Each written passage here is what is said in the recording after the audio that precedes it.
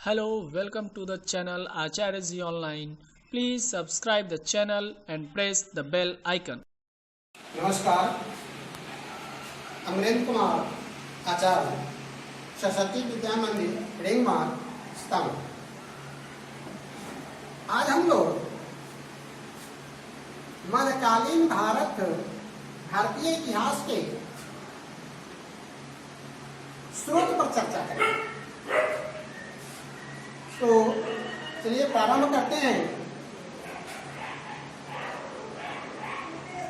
मध्यकालीन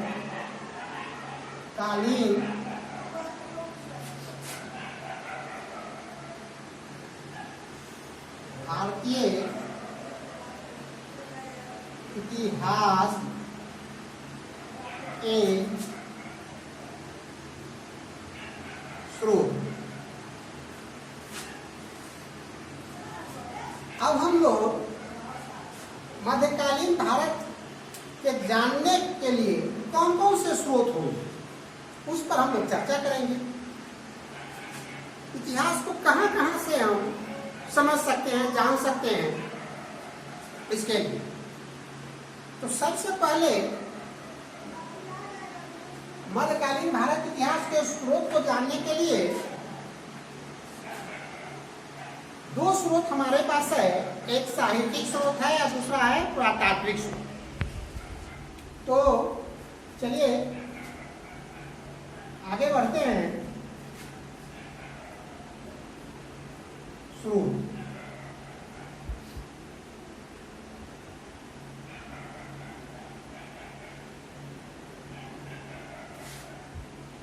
पहला स्रोत जो है वह है साहित्यिक स्रोत।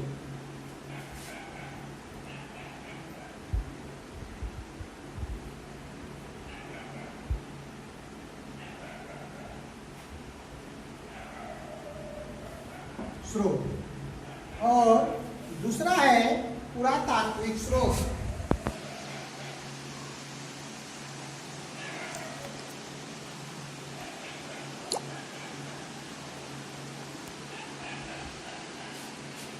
पुरातात्विक स्रोत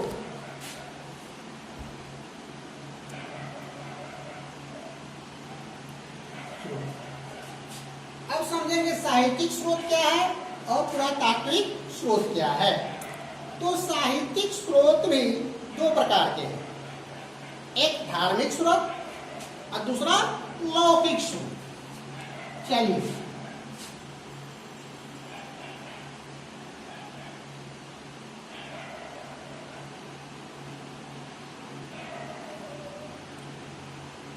धार्मिक स्रोत, दूसरा है लौकिक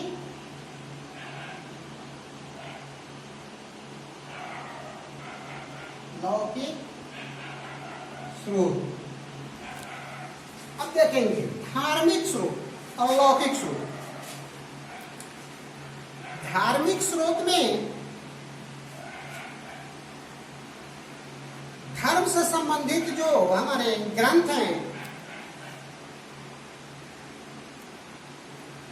हमारे जो मनुष्यों द्वारा लिखा गया है, जो संस्कृत भाषा में, कुछ क्षेत्रीय भाषा में भी है, संस्कृत में भी है और क्षेत्रीय भाषा में।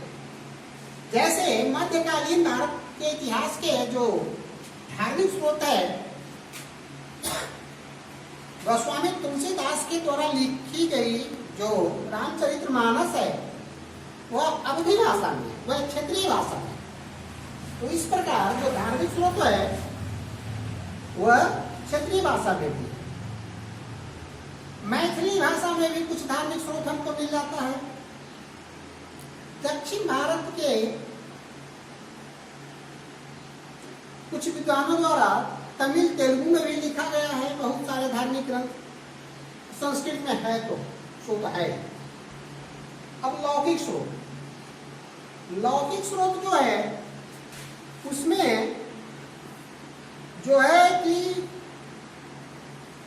राजा महाराजाओं द्वारा आत्मकथा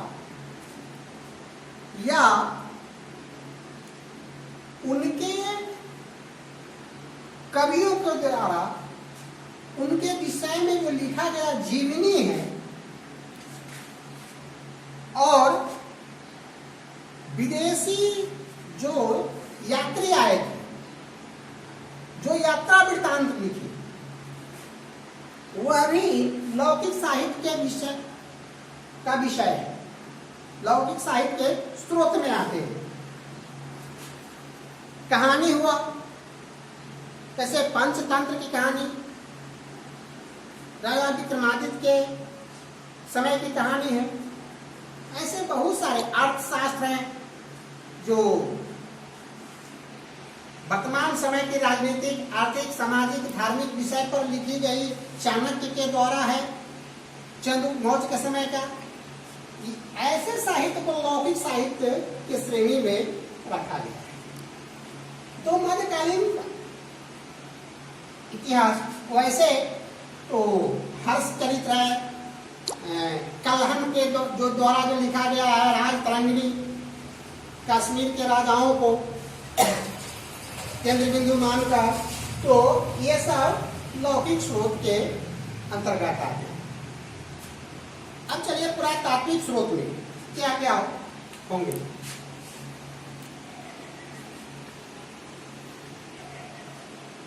पुरातात्विक स्रोत में भी मुख्य रूप से पहला जो स्थान है जो स्मारक,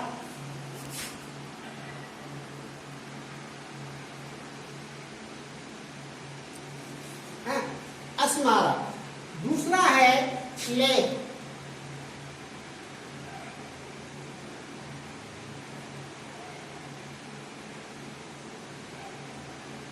तीसरा है सिक्के,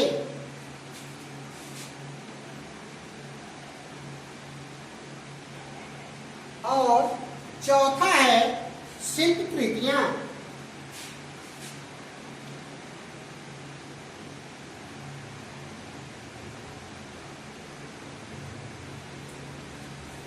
तो पुरातात्विक स्रोत में सबसे प्रमुख स्थान स्मारक का है।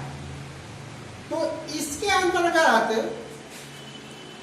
जो आते हैं भवन, इमारत। बहुत मध्यकाल में राजा महाराजा अपने लिए बड़े वैभवपूर्ण, वैभवशाली महल का निर्माण करवाए, जिसमें किला भी है और गुंबद है, मीनार जिसको बोलते हैं, और ये मकबरा। हम लोग जानते हैं कि मध्यकाल के जितने भी राजा महाराजा थे, चाहे वह शेरशाह हो, हुमायूं है, अकबर है, सब ने अपने अपने लिए मकबरा बनवाया।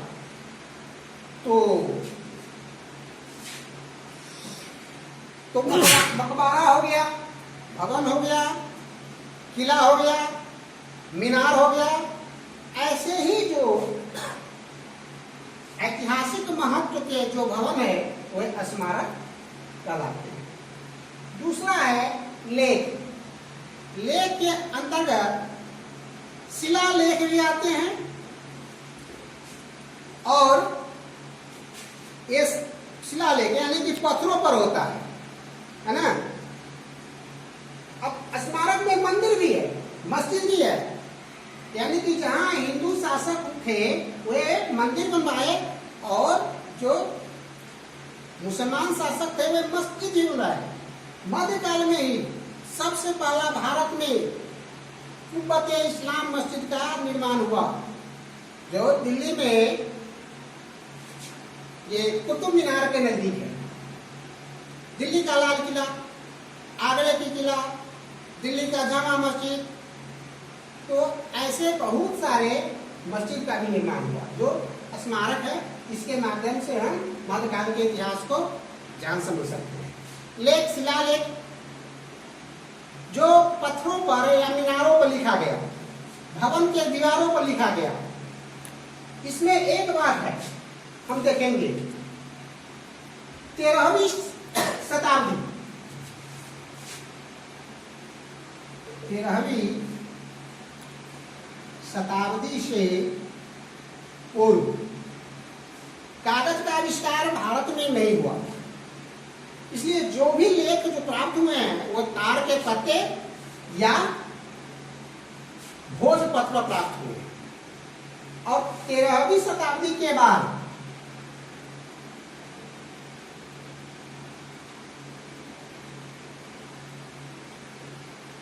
जब कागज का आविष्कार हो जाता है तो कागज पर लिखा गया है। इससे पहले पत्थर पर, धातु यानी कि पीतल तांबे के पत्थर पर ही लिखा गया अभिलेख प्राप्त हुआ। मध्यकाल में ही आमेर के राजा, जो वर्तमान में जिसको राजस्थान की जो राजधानी है जयपुर, जयपुर के राजा जो है, तो जयपुर के महल में मुगल शासक और आमेर राजा के बीच में जो पत्र व्यवहार जो हुआ वह संरक्षित रखा हुआ है, जो लेख संरक्षित रखा गया है, वह भी आपके इतिहास को समझने के लिए महत्वपूर्ण स्रोत है। अब चलिए, अब लेख में बहुत सारे इतिहासकार थे उस समय। तो जियाउद्दीन बर्मी का नाम है, अबुल फजल का नाम है, मिन्हाज सिराज का नाम है, ये लोग आते हैं। तो लेख तो अधिकांश जो उस समय राजकीय लेख जो है वह तुर्की, अरबी, फारसी भाषा में प्राप्त हो रहे हैं। अब चलिए, सिक्के को अध्ययन करने के लिए मुद्रा शास्त्र, सिक्के का अध्ययन करने का जो शास्त्र है उसको मुद्रा शास्त्र कहते हैं। तो मुद्रा शास्त्र के माध्यम से हम उस शासक के आर्थिक स्थिति को समझ सकते हैं। जो राजा सोने का सिक्का प्रचलन किया, जो चांदी का प्रचलन किया, जो तांबे के और कांसे के चलवाए, तो सबका आर्थिक स्थिति अलग अलग थी उस समय। तो इससे पता चलता है कि कौन राजा कितने संपन्न समृद्ध थे, इनकी आर्थिक स्थिति कितनी समृद्ध थी वह पता चल जाता है सिक्के से। और यह भी पता चलता है कि वह किस धर्म को मानने वाले हैं। देवी देवता और जो चित्रकारी है उससे पता चल जाता है कि वो कितने सहिष्णु हैं या कितने कट्टर थे, यह सिक्के के अध्ययन से पता चल जाता है। और अंत में शिल्पकृतियां भी बहुत महत्वपूर्ण स्रोत है। अभी वर्तमान समय में भी कुछ मौजूद है जो देखने को मिल जाता है शिल्पकृतियां। बहुत सारे राजा महाराजा के जो उस समय के मध्यकाल के जो राजा के जो भवन है, किले हैं या और भी जो स्थान है, उस पर जो शिल्पकृतियां जो उकेरी गई है वह देखने को मिल जाता है। इससे भी हम मध्यकाल के इतिहास को जान समझ पढ़ सकते हैं। अब चलिए, तो सबसे अधिक जो उस समय के जो रचना हुआ वह अरबी, फारसी और तुर्की, संस्कृत में भी हुए, क्षेत्रीय भाषा में हुए। ये सब हमारे स्रोत हैं। तो दो तरह के स्रोत हो गए भैयावान। पहला हो गया साहित्यिक स्रोत, दूसरा हो गया प्राकृतिक स्रोत। साहित्यिक स्रोत के भी दो है अंग है, एक धार्मिक स्रोत है, एक लौकिक स्रोत। धार्मिक स्रोत के अंतर्गत आ गए हमारे संस्कृत में लिखे हुए धर्म या क्षेत्रीय भाषा में। लौकिक हो गया राजा महाराजाओं की आत्मकथा, जीवनी या शासन सत्ता से संबंधित विषय। और पुरातात्विक हो गया स्मारक भवन, मंदिर, मस्जिद, उसके बाद किला आदि लेख हो गए। जो राजाओं के पत्र व्यवहार हुआ, शिलालेख हुआ, भोजपत्र हुआ, ताम्रपत्र हुआ, सिक्के हो गए जो खुदाई में मिले हैं, उससे भी अध्ययन। और शिल्पकृतियां, तो भैया बहन इसको हम लोग क्या करेंगे कि फेयर की कॉपी पर नोट कर लेंगे। जब विद्यालय चलेगी तो आपको फेयर चेक करवाना है, इसलिए इसको लिख लेंगे, महत्वपूर्ण बिंदुओं को याद करेंगे और उसके बाद फिर पुनः रफ के कॉपी पर लिखने का प्रयास करेंगे और जहां भी कोई कठिनाई हो तो संपर्क करेंगे, कठिनाई को दूर करने का प्रयास किया जाएगा। धन्यवाद।